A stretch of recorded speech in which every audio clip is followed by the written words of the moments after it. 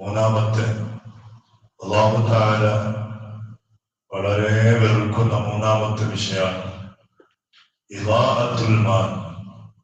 അല്ലാഹു തആല തന്ന സമ്പത്ത് അത് ദൂർത്തടിക്കുക എന്നത് അള്ളാഹ്ക്ക് തീരെ ഇഷ്ടപ്പെടാത്ത വിഷയമാണ്. ദൂർത്ത് ഒരിക്കലും ഇസ്ലാം അത് പ്രോത്സാഹിക്കുന്ന പ്രവർത്തനമല്ല. പക്ഷേ നമ്മുടെ മുസ്ലിം സമുദായത്തിൽ നിന്ന് സംഭവിച്ച ഏറ്റവും വലിയൊരു ശാപമാണ് ദൂർത്ത് എന്ന് പറഞ്ഞത്. എല്ലാ വിഷയങ്ങളും കുട്ടി പ്രസവിച്ച് ആ പ്രസവത്തോട് കൂടിയിട്ട് ദൂർത്ത് തുടങ്ങാം. പിന്നെ മരിച്ചാലും തീരാത്ത ദൂർത്ത്. പറഞ്ഞ ഒരു കബറിനാണ് ദൂർത്തിന്റെ ഒരു കബർ എന്ന് പറയുന്നത്. സ്പെഷ്യലായിട്ടുള്ള ഒരു കബർ അല്ലെ, അതിനൊരു ദൂർത്തല്ല. ചെറിയൊരു പൈസ കൊണ്ട് ഇസ്ലാം പറയുന്ന രൂപത്തിലുള്ള ഒരു കബർ ഉണ്ടാക്കാൻ കഴിയും. പൈസ ചെലവഴിക്കണ്ട, പള്ളിന്റെ ആ സ്ഥലവും എടുത്ത ആളുകൾക്കുള്ള കൂലി കൊടുത്താൽ മതി. പക്ഷെ അതിലും ഒരു ലേറ്റസ്റ്റ് ആയിട്ടുള്ള ഒരു പ്രത്യേകമായ ദൂർത്തിന്റെ ഒരു അംശം കബറിലടക്കം കടന്നു വരാൻ തുടങ്ങിയിട്ടുണ്ട്. ആ പറഞ്ഞു ഒരു ശാപം എന്ന് പറഞ്ഞു. എന്തോ നാം ഉമ്മാന്റെ പള്ളിയിൽ നിന്ന് ഇറങ്ങി വരുമ്പോൾ നാം കൊണ്ടുവന്ന സമ്പത്ത് പോലെയാണ് നമ്മുടെ മുതലുകളെ നാം ഇന്ന് ആ മുതലുകളിൽ കാട്ടിക്കൂട്ടിക്കൊണ്ടിരിക്കുന്നത്. എല്ലാ മകനും കല്യാണത്തിന്റെ സദസ്സാണെങ്കിലും തൊട്ടിൽ കെട്ടുന്ന സദസ്സ്, ഇതിനിടയ്ക്കൊരു പുരക്ക് കുട്ടിയടിക്കുന്ന ഒരു ചടങ്ങാണ്. ഭയങ്കര പുരക്ക് ചെലവഴിക്കുന്നതിനേക്കാൾ കൂടുതലായി കുട്ടിയടിക്കുന്ന ആ സദസ്സിൽ സുബ്ഹാനല്ലാഹ് ജലാൽ എന്തെല്ലാം ദൂർത്തുകൾ. അല്ലാഹു പൊരുത്തപ്പെടാത്ത ഒരു അംശം വേറെയാണ്. പക്ഷെ അത് കണ്ടിട്ട് അതിന്റെ വീഡിയോ എടുത്ത് മറ്റുള്ള ആളുകളിലേക്ക് അത് പകർത്തി കൊടുക്കുമ്പോൾ അത് കണ്ടിട്ട് എത്രയോ പാവങ്ങൾ, വീടില്ലാത്ത ആളുകൾ നിങ്ങളുടെ വീടിന്റെ ആ കുട്ടിയെ അടിക്കുന്ന സദസ്സിൽ കാട്ടിക്കൂട്ടുന്ന ദൂർത്ത് കണ്ടിട്ട് ബേജാറാകുന്ന പാവങ്ങളും. കല്യാണം സലാം എന്ന് പറഞ്ഞാൽ എത്രത്തോളം എന്ന് പറഞ്ഞാൽ പള്ളിയിൽ വന്ന് നമ്മൾ ഉദെടുക്കണം. ഉദെടുക്കുമ്പോ എല്ലാ വൈഭവങ്ങളും 3 പ്രാവശ്യം കഴിയും. കയ്യിൽ 3 പ്രാവശ്യം, മുഖം 3 പ്രാവശ്യം. എന്നാൽ ആ 3 പ്രാവശ്യം കഴിഞ്ഞ് 4ാമത്തത് ചെയ്താൽ അതുപോലും ദൂർത്താണെന്ന് പഠിപ്പിച്ച അതാണ് പരിശുദ്ധ ഇസ്ലാം. 4ാമത്തത് പള്ളിയുടെ ഉദെടുക്കുമ്പോ വെള്ളം അപ്പുറപ്പോ 10 പ്രാവശ്യം കഴിഞ്ഞാൽ കഴുകിയാലും വെള്ളാവുതലുണ്ടാവും. വെള്ളാവുതൽ തന്നെ ഉണ്ടാവും. പക്ഷെ അത് പാടില്ല. 3നെ 4 എന്നത് കറാഹത്താണ്, അത് ദൂർത്താണ്, ഇസ്രാഫാണ് എന്ന് പരിശുദ്ധമായ ഇസ്ലാം പഠിപ്പിച്ചിട്ടുണ്ടെങ്കിൽ ഇവിടെ മറ്റുള്ള കാട്ടിക്കൂട്ടൽ എന്താ? സുബ്ഹാനല്ലാഹ്. അള്ളാഹു പൊരുത്തപ്പെടാത്ത ഒരുപാട് പ്രവർത്തനങ്ങൾ എല്ലാ സദസ്സുകളിലും വലിയ ഉസ്താദന്മാരൊക്കെ അതിന്റെ ദൂർത്തിനെ കുറിച്ച് കല്യാണ സദസ്സാണെങ്കിൽ അതിൽ പറയും ദൂർത്ത് പാടില്ല, നിങ്ങൾ ചെലവഴിക്കുന്ന ഓരോ കാര്യങ്ങൾ. എന്നിട്ട് അവരെ ചിന്തിപ്പിക്കാൻ വേണ്ടിയിട്ട് ആ സദസ്സിൽ തന്നെ പാവങ്ങളായ ഗസയിലുള്ള മുഅ്മിനീങ്ങളുടെ, അവിടെ പട്ടിണി കിടക്കുന്ന, വെള്ളമില്ലാത്ത, വസ്ത്രമില്ലാത്ത, ഭക്ഷണമില്ലാത്ത പാവങ്ങളുടെ കഥകളും അവസ്ഥകളും അവിടെ ഓർമ്മപ്പെടുത്തി കൊടുക്കാറുണ്ട്. പക്ഷെ ആർക്കത് പാടാം? ആർക്കാണ്? ഇന്നലെ ഞാനൊരു വീഡിയോ ഉണ്ട്. ഗസയിലുള്ള ഒരു 10-12 മുഅ്മിനീങ്ങളുടെ മൃതശരീരങ്ങൾ പട്ടിണി കൊണ്ട് അവരുടെ ശരീരത്തിന്റെ എല്ലടക്കം വണങ്ങിയിട്ടുള്ള ശരീരങ്ങളാണ്. എന്തേ കാരണം? ഭക്ഷണം വിതരണം ചെയ്യുന്ന സ്ഥലത്തിലേക്ക് ഭക്ഷണം വാങ്ങാൻ വേണ്ടി പോയതാണ്. ഒന്നുമില്ല, അവരുടെ എല്ലുകൾ. പണ്ട് ഫലസ്തീന മക്കൾ എന്ന് പറഞ്ഞാൽ നമുക്ക് കാണുമ്പോൾ ഭയങ്കര സന്തോഷമായി. കാരണം നല്ല ചന്തത്തിന്റെ നല്ല ഗ്ലാമറുള്ള മക്കളാണ്. ആ മക്കളുടെ ഇന്നത്തെ അവസ്ഥ എന്താ? അവരുടെ എല്ലുകളൊക്കെ ഇങ്ങനെ പ്രത്യക്ഷമായിട്ട് കാണാം. കാരണം കഴിക്കാറൊന്നുമില്ല. എന്റെ അടുക്ക് ഈജിപ്തിലൂടെ ഒരു കടലിന്റെ അരികിൽ ഒരു ചെറുപ്പക്കാരൻ കുറെ ഹോട്ടലിൽ വെള്ളവും ഭക്ഷണവും. കാരണം അങ്ങോട്ട് പോകാൻ സമ്മതിക്കുന്നില്ല. ഇസ്രായേലിന്റെ ശത്രുക്കൾ അവിടേക്ക് ഭക്ഷണം എത്തിക്കാനോ വെള്ളങ്ങൾ എത്തിക്കാനോ വസ്ത്രങ്ങൾ എത്തിക്കാനോ സമ്മതിക്കുന്നില്ല. എല്ലാം കൊണ്ട് നിർബന്ധിക്കപ്പെടുന്ന ഒരു സാഹചര്യത്തിലാണ് ആ പാവങ്ങളായ മുസ്ലിമീങ്ങളുള്ളത്. ഒന്നുമില്ല, കഴിക്കാനൊന്നുമില്ല. അപ്പൊ കടലിൽ ഇങ്ങനെ വെള്ളം എറിഞ്ഞിട്ട് പണ്ടത്തെ മൂസാ നബി അലൈഹിസ്സലാമിന്റെ ആ വാക്ക് അള്ളാഹിനോട് പറഞ്ഞിട്ട്, പടച്ചോനെ മൂസാ നബി അലൈഹിസ്സലാമിനെ ഉമ്മയിലേക്ക് ഇതുപോലെ വെള്ളത്തിലേക്ക് ഇട്ടുകൊടുത്തപ്പോ നീ എത്തിച്ചതുപോലെ ഈ ഭക്ഷണങ്ങൾ പാനീയങ്ങൾ ഫലസ്തീനിലുള്ള പാവങ്ങളായ ഗസയിലുള്ള മക്കളിലേക്ക് എത്തിച്ചു കൊടുക്കണേ എന്ന് പ്രാർത്ഥിച്ചുകൊണ്ട് എറിയുന്ന ഒരു ചിത്രം. ഈമാനുള്ള ആളുകളുടെ മനസ്സ് വേദനിച്ചു പോകുന്ന ഒരവസ്ഥയാണ്. അത്രത്തോളം സ്നേഹിക്കുന്ന ആളുകൾ ലോകത്തിലുണ്ട്. പക്ഷേ നമ്മുടെ നാട്ടിൽ കാട്ടിക്കൂട്ടുന്ന ഒരുപാട് ദൂർത്തുകൾ അതൊന്നും ചിന്തയില്ലാത്തതുപോലെ. അതൊന്നുമല്ല, ഗസയിലുള്ളവരാരാണ്? അവർക്ക് ഞങ്ങൾക്കുമായി എന്ത് ബന്ധം? ഫലസ്തീനികൾക്കും അവിടെയുള്ള മുസ്ലിമീങ്ങൾക്കും ഇവിടെയുള്ള മുസ്ലിമീങ്ങൾക്കും എന്ത് ബന്ധമാണ് എന്ന് ചിന്തിപ്പിക്കുന്ന രൂപത്തിലുള്ള ദൂർത്തുകളാണ് നമ്മുടെ ഓരോ പ്രവർത്തനങ്ങളിൽ കണ്ടുകൊണ്ടിരിക്കുന്നത്. എല്ലാത്തിലും അങ്ങനെ. ഇവിടെ വസ്ത്രത്തിലാണെങ്കിലും നാം ധരിക്കുന്ന വസ്ത്രത്തിൽ, നമ്മുടെ ഓരോ ദിവസത്തിന്റെ കഴിക്കുന്ന ഭക്ഷണങ്ങളിൽ, ആ വാങ്ങുന്ന മാംസങ്ങളിൽ സുബ്ഹാനല്ലാഹ് എല്ലാത്തിലും ദൂർത്താണ്.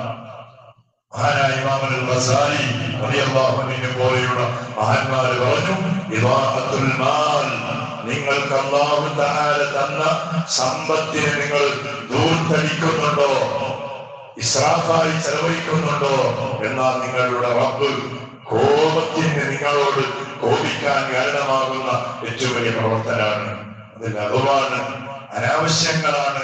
അതിൽ നിന്ന് മുഅ്മിനായ മനുഷ്യൻ ഒഴിഞ്ഞു മാറേണ്ടതാണ് എന്ന് ചിന്തിപ്പിക്കുന്ന 3 ഉപദേശങ്ങളാണ് നമ്മോട് പറഞ്ഞത്. പാടില്ല. കൂടുതലായി ചോദ്യങ്ങൾ. ഇന്നലെ ഒരാൾ ചോദിച്ചാൽ ആവശ്യമുള്ള കാര്യങ്ങളൊന്നും ചോദിക്കണ്ടേ, ആവശ്യമുള്ളത് ചോദിക്കണോ? അതല്ല പറഞ്ഞത്. ആവശ്യമില്ലാത്ത പറഞ്ഞില്ലേ, നമുക്ക് ചോദിച്ചിട്ട് അത് ചോദിച്ചതുകൊണ്ട് നമുക്കത് നേട്ടമൊന്നുമില്ല, ടൈം പാസ്സാണ്. അങ്ങനത്തെ ചോദ്യങ്ങൾ. ചോദിച്ചാല് ഒരാൾക്ക് ഒരു കറണ്ട് ഷോ കഴിച്ച്, അപ്പൊ അത് ഏത് സ്ഥലത്തിലാണ് നമ്മൾ ചോദിക്കണ്ടേ, ഇത് പിന്നെ ചോദിച്ചു ചോദിക്കും. അങ്ങനത്തെ ചോദ്യമൊന്നുമല്ല. പഠിക്കേണ്ട പല ഉസ്താദികളാകുമ്പോ ഉസ്താദിനോട് പല ചോദ്യങ്ങൾ എന്തെങ്കിലും പഠിക്കാൻ വേണ്ടി. ഇതാണെന്ന് തോന്നല്ല. എങ്ങനെ പറഞ്ഞത് കഥസ്വാദ് എന്ന് പറഞ്ഞാൽ നമുക്ക് ആവശ്യമൊന്നുമില്ല. ഓനെയാണ് പോയിട്ട് വന്ന് നമുക്ക് അറിഞ്ഞിട്ട് എന്തിനാവാൻ, ഓന്റെ പല്ല് എന്ത് കഴിച്ച് നമുക്ക് അറിഞ്ഞിട്ട് എന്തിനാവാൻ, ഓന്റെ പല്ലിലുള്ള പ്രശ്നങ്ങൾ അത് നമുക്ക് അറിഞ്ഞിട്ട് എന്തിനാവാൻ ഒന്നുമില്ല. പക്ഷേ നമ്മൾ ടൈം പാസിന് വേണ്ടിയിട്ട് ഇങ്ങനെ ചോദിക്കാൻ അത്രത്തോളം പറഞ്ഞാൽ, കല്യാണം കഴിഞ്ഞ ചെറുപ്പക്കാരനാണെങ്കിൽ പിറ്റേന്ന് രാവിലെ എല്ലാ ചെറുപ്പക്കാരും കൂടിയിട്ട് അന്നത്തെ ചർച്ച ഇന്നലെ രാത്രി നീ എന്താക്കിയാണ്, ഇന്നലെ രാത്രി എന്താക്കി, എങ്ങനെ തുടങ്ങി, എങ്ങനെ അവസാനിപ്പിച്ച്, എന്താവശ്യം ലഘുവല്ലേ. അതുപോലെ അങ്ങനത്തെ ചോദ്യങ്ങളെ കുറിച്ച് അങ്ങനത്തെ ചോദ്യങ്ങൾ അത് അല്ലാഹു തആല പൊരുത്തപ്പെടാത്തതാണ്, അള്ളാന്റെ കോപത്തിന് കാരണമാവും. അപ്പൊ അനാവശ്യങ്ങളിൽ നിന്ന് മുഅ്മിനായ മനുഷ്യൻ എല്ലാം കൊണ്ടും ഒഴിഞ്ഞിരിക്കണം. നിൽക്കുമ്പോഴേ നമ്മുടെ ഈമാൻ പരിപൂർണ്ണമാവുള്ളൂ. അല്ലാഹു തആല പാവങ്ങളായ ഗസയിലുള്ള മുഅ്മിനീങ്ങൾക്ക് പടച്ചോനെ നീ സലാമത്ത് നൽകണേ അല്ലാഹ്. ഇങ്ങനെ ഒരു വാർത്ത കിട്ടും, ട്രംപ് പറയുന്നത് അവിടെയുള്ള ആ സിറ്റിനെ ഒന്ന് ക്ലീൻ ചെയ്യണം. ഇസ്രായേലിന്റെ പ്രധാനിയോട് പറഞ്ഞ വാർത്തയാണ്. സുബ്ഹാനത്തിന്റെ ജലാൽ. അല്ലാഹ് അതിനേക്കാളും വലിയ ഇസ്ലാമിന്റെ ശത്രുവായ ഫിർഔനെ പാഠം പഠിപ്പിച്ച പടച്ചോനെ, നമ്രൂദിനെ പാഠം പഠിപ്പിച്ച അല്ലാഹ്, അബൂജഹൽ ഉത്ബത്തിനെ പാഠം പഠിപ്പിച്ച അല്ലാഹ്, ഇന്നത്തെ ഈ കാലത്തിലും ഇസ്ലാമിനോട് ശത്രുത വെച്ച് നടത്തുന്ന ഇസ്ലാമിന്റെ ശത്രുക്കളെ വേണ്ടതുപോലെ അല്ലാഹ് നീ പാഠം പഠിപ്പിക്കണേ റഹ്മാനെ. എന്തുകൊണ്ടെന്ന് അറിയില്ല അല്ലാഹ്, ഒന്നുമില്ലാത്ത പാവങ്ങൾ അവിടെ പട്ടിണി കൊണ്ട് പ്രയാസപ്പെടുമ്പോ ആ നാടിനെ തന്നെ ഒന്ന് ക്ലീൻ ചെയ്യണം എന്ന് പറഞ്ഞാൽ അവിടെയുള്ള മുസ്ലിമീങ്ങൾ ഒന്നടങ്കം കൊന്ന് അവരെ നശിപ്പിക്കണമെന്നൊരു വാർത്തയാണ് സുബ്ഹാനല്ലാഹ് കേൾക്കാൻ കഴിയുന്നതെങ്കിൽ പടച്ചോനെ നീ ആലിമാണ്, നീ നാദിറാണ്, നീ നാസിറാണ്. പടച്ചവനെ നീ കാണുന്നു. ഓരോ ശത്രുക്കൾ പറയുന്ന വാക്കുകൾ നീ കേൾക്കുന്നവനാണ്.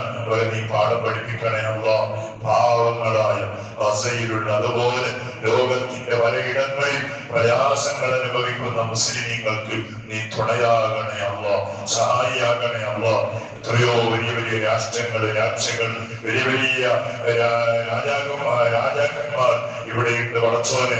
അവരൊന്നുമല്ല നമ്മുടെ പ്രതീക്ഷ നീയാണല്ലോ. നീ സഹായിക്കണേ റബ്ബേ. ആര് കൈവടിഞ്ഞാലും നീ കൈവടിയല്ലേ അല്ലാഹ്, ആര് കൈവിട്ടാലും നീ കൈവിടല്ലേ റബ്ബേ. അല്ലാഹ് സഹായിക്കണേ റബ്ബേ. പാവങ്ങളായ നമ്മുടെ സമുദായത്തിന് നീ ബോധം നൽകണേ അല്ലാഹ്. ഓരോ തനികൾ ധാന്യങ്ങൾ ചെലവഴിക്കുമ്പോ അല്ലാഹ്, ലോകത്തിന്റെ പലയിടങ്ങളിൽ പട്ടിണി കഴിയുന്ന പാവങ്ങളെ കുറിച്ച് ചിന്തിക്കുന്നവര് മുസ്ലിമീങ്ങളുടെ കൽബുകളാക്കി മാറ്റണേ അല്ലാഹ്, മുസ്ലിമീങ്ങളുടെ മനസ്സാക്കി മാറ്റണേ റബ്ബേ. അല്ലാഹ്, വിവരമില്ലാത്ത കാലങ്ങളിൽ ഞങ്ങൾ ദൂർത്ത് ചെയ്തവരാണെങ്കിൽ പടച്ചവനെ ആ ഹിസാബ് ആഖിറത്തിലേക്ക് നീട്ടിവെക്കല്ലേ അല്ലാഹ്, നീട്ടിവെക്കല്ലേ റഹ്മാനെ. അല്ലാഹുവേ, നമ്മുടെ അടുക്കയിൽ വെച്ച് ഒരു പാവപ്പെട്ട ഒരു മനുഷ്യൻ മരിച്ചുപോയി. സുബ്ഹാനല്ലാഹ്, ആ നാട്ടിൽ ഞാൻ പള്ളിയിൽ ഖതീബായി ജോലി ചെയ്തപ്പോ അല്ലാഹ്, അവിടെ എല്ലാ ദീനീ കാര്യങ്ങളിലും മുമ്പന്തിയിലായിരുന്നു. കൊടുക്കാനും ഭക്ഷിപ്പിക്കാനും വെള്ളം കൊടുക്കാനും എല്ലാത്തിനും. ആരില്ലെങ്കിലും പെട്ടെന്ന് സദസ്സിൽ നിന്നിട്ട് കൈ പൊക്കിയിട്ട് പറയും, ഉസ്താദെ ഞാൻ കൊണ്ടുവരാം, ഞാൻ തരാം. അങ്ങനെയുള്ള ഒരു മനുഷ്യൻ ഇന്നലെ സുബഹിസ്കാരം കഴിഞ്ഞ് അല്ലാഹുവേ വീട്ടിൽ പോയി ചായ കുടിച്ച് പെട്ടെന്നായി ഹൃദയത്തിന്റെ വേദന വന്ന് മരിച്ചുപോയി. അല്ലാഹ് പൊരുത്തു കൊടുക്കണേ അല്ലാഹ്. ഹയാത്ത് കാലത്തിൽ അയാൾ ചെലവഴിച്ച ഓരോ സമ്പത്തുകൾ അല്ലാഹുവേ ഇന്ന് ഒറ്റക്ക് കിടക്കുന്ന ഖബറിൽ അയാൾക്ക് വലിയ ഒരു തുണയാക്കി കൊടുക്കണേ അല്ലാഹ്, സഹായിയാക്കണേ അല്ലാഹ്. നമുക്കും അങ്ങനെയുള്ള സൽക്കർമ്മങ്ങൾ ചെയ്യാനുള്ള ഭാഗ്യം തരണേ റഹ്മാനെ. അല്ലാഹ്, മരിച്ചുപോയ നമ്മുടെ എല്ലാ കുടുംബങ്ങളുടെ ഖബറും നീ സ്വർഗമാക്കണേ അല്ലാഹ്. പ്രവാസികളായും പല രാജ്യങ്ങളിൽ പോയി അധ്വാനിക്കുന്ന എത്രയോ മുഅ്മിനീങ്ങൾ, അവരുടെ അധ്വാനങ്ങളിലും അവർ ചെയ്യുന്ന ജോലികളിലൊക്കെയും ഖൈറ് നൽകണേ അല്ലാഹ്. കടലിൽ പോയി അധ്വാനിക്കുന്നവർ, കരയിൽ അധ്വാനിക്കുന്നവർ, വാഹനങ്ങൾ ഓടിക്കുന്നവർ, അല്ലാഹ് വലിയ മേധത്തുള്ള ജോലി ചെയ്യുന്ന ആളുകൾ, പടച്ചവനെ എല്ലാവരുടെയും മഈശത്തിന്റെ വഴി വലിയ സന്തോഷങ്ങൾ എപ്പോഴും നീ ദാഹിമാക്കണേ അല്ലാഹ്. ബിഹഖി സയ്യിദിനാ മുഹമ്മദ് സ്വല്ലല്ലാഹു അലൈഹി വസല്ലം. ഹസ്ബുനല്ലാഹു വനിഅമൽ വകീൽ വനിഅമൻ നസീർ.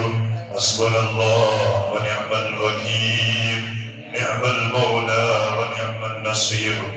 ഹസ്ബുനല്ലാഹു വനിഅമൽ വകീൽ നിഅമൽ മൗലാ വനിഅമൻ നസീർ.